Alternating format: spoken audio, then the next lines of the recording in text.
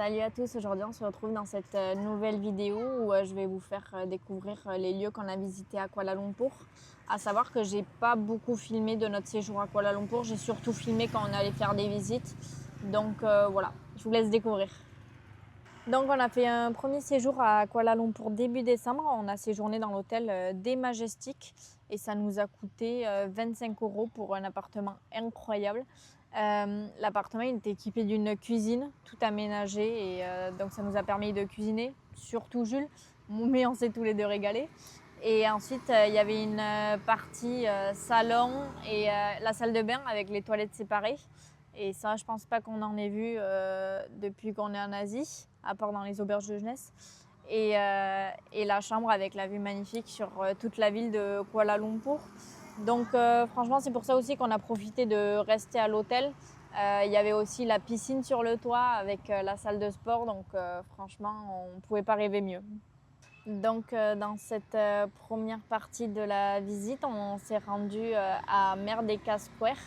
C'est une place qui est très importante dans l'indépendance de la Malaisie parce que c'est là qu'ils ont planté le premier drapeau de la Malaisie en 1957. On y trouve plein de bâtiments coloniaux et ce qui est impressionnant, c'est la différence qu'il y a entre les nouveaux bâtiments très modernes, des hautes tours et tout ça, et donc les bâtiments coloniaux. Donc c'est hyper intéressant à voir et c'est hyper joli. Ensuite, on s'est rendu à Chinatown, donc c'est juste à côté, donc on y a été à pied. Et là encore, c'est hyper sympa de se balader dans les différentes rues. Il y a plein de street art, il y a plein de marchés locaux, que ce soit pour de la nourriture, des vêtements, des souvenirs. Et je pense que c'est un peu moins cher qu'à certains endroits du centre-ville.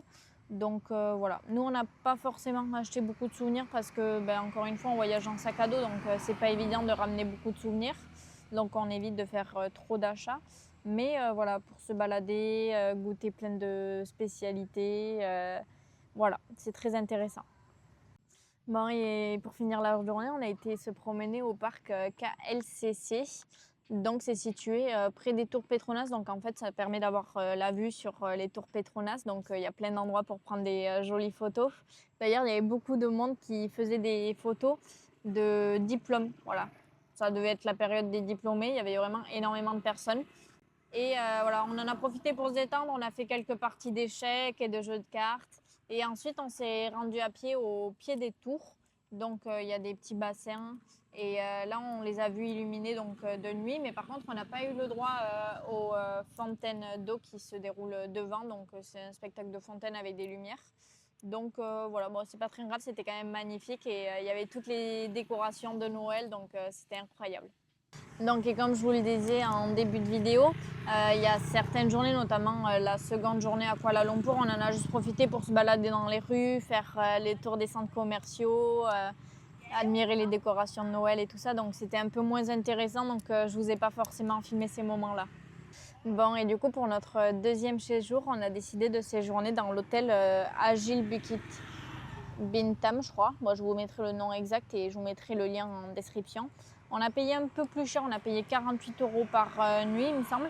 Mais on y était pour la période de Noël, donc le prix, on peut le comprendre un peu. Et franchement, par rapport à d'autres prix qu'on a vus, c'était pas cher.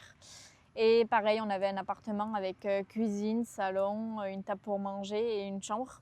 Et là aussi, on était plus près du centre-ville, on était plus près du pavillon. C'est un centre commercial très connu à Kuala Lumpur.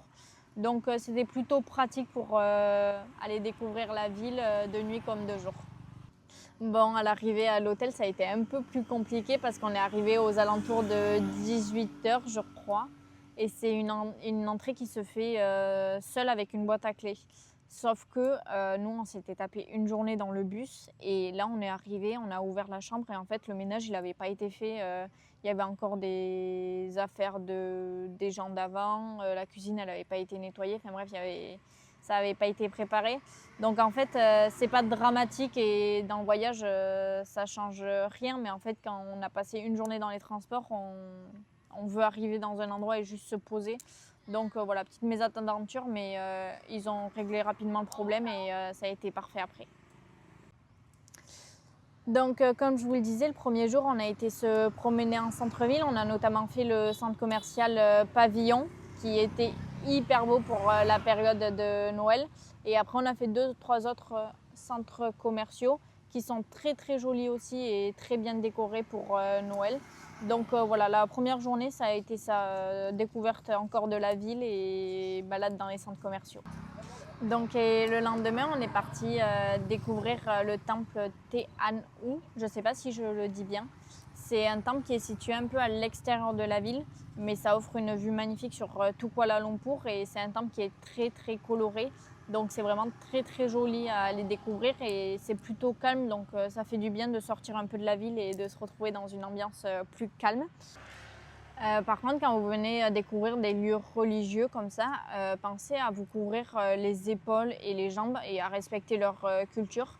On a vu beaucoup de touristes qui ne respectaient pas malgré les panneaux qui indiquaient qu'il faut aller être couvert les épaules et ne pas venir en short.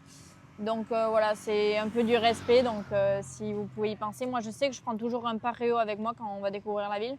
Comme ça, si on croise un temple ou quoi, je peux me couvrir les épaules quand je suis en débardeur comme ça et le visiter tranquillement.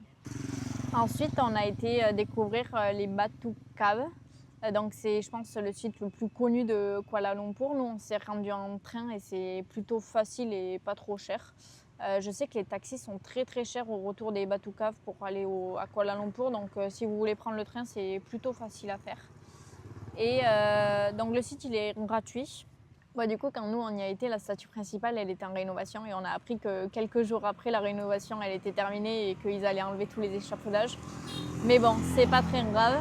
C'était quand même hyper impressionnant de monter les marches colorées et de découvrir les grottes qui se situent en haut. Donc voilà, ça vaut le détour. Faites attention, il y a beaucoup de singes. Donc faites gaffe à vos sacs et à vos affaires qu'on ne vous pique rien. Et voilà, l'expérience est impressionnante. Il y a beaucoup de touristes aussi qui y vont, donc voilà. C'est un lieu incontournable, je pense, mais voilà, il faut savoir qu'il y a beaucoup de touristes. Et ensuite, le lendemain, c'était Noël, donc on en a profité pour faire les courses. On voulait se faire un petit plat et un petit repas entre nous, donc on a séparé, on a acheté tous les deux de quoi faire l'entrée, donc il y avait un peu de tout, c'était un peu varié, ça allait du jambon au sushi en passant par les chips et les tomates cerises, voilà. Et ensuite pour les plats, on a un peu craqué aussi, on a fait un bœuf bourguignon, on a fait un hachis parmentier avec du wagyu et on a aussi fait du canard, du magret de canard. Donc voilà, mais franchement, on en avait besoin et ça nous a fait plaisir de manger tout ça. Et ensuite, au dessert, on avait acheté 2 bûches. C'est moi qui me suis occupée du dessert. J'avais acheté 2 bûches. Elles n'étaient pas très bonnes, honnêtement. C'est très, très sucré ici, les gâteaux. Et j'avais fait aussi des fruits de la passion avec une crème. Ça, c'était hyper bon, qui était glacé. Et voilà, donc on s'est fait plaisir. On a acheté du vin. Voilà. Donc on a un peu craqué le budget, mais pour Noël, ça valait le coup. Et après, on s'est aussi offert des petits cadeaux. Bon, cette année, c'est plus des cadeaux utiles que des beaux cadeaux. Donc ça va de la chaussette au t-shirt, au parfum, voilà. Mais bon, c'est la petite attention qui compte. Bon, voilà, cette petite vidéo sur Kuala Lumpur est déjà terminée. J'espère qu'elle vous a plu. Je sais qu'on a dû louper beaucoup de choses à Kuala Lumpur et n'hésitez pas à me le dire en commentaire s'il y a des places à voir. On y retournera sûrement un jour. On a adoré la ville et même si on s'est reposé beaucoup, ça nous a fait beaucoup de bien. On a adoré passer Noël là-bas. Et si la vidéo vous a plu, n'hésitez pas à nous mettre un commentaire et à liker la vidéo. Et abonnez-vous pour la suite de notre voyage. À bientôt!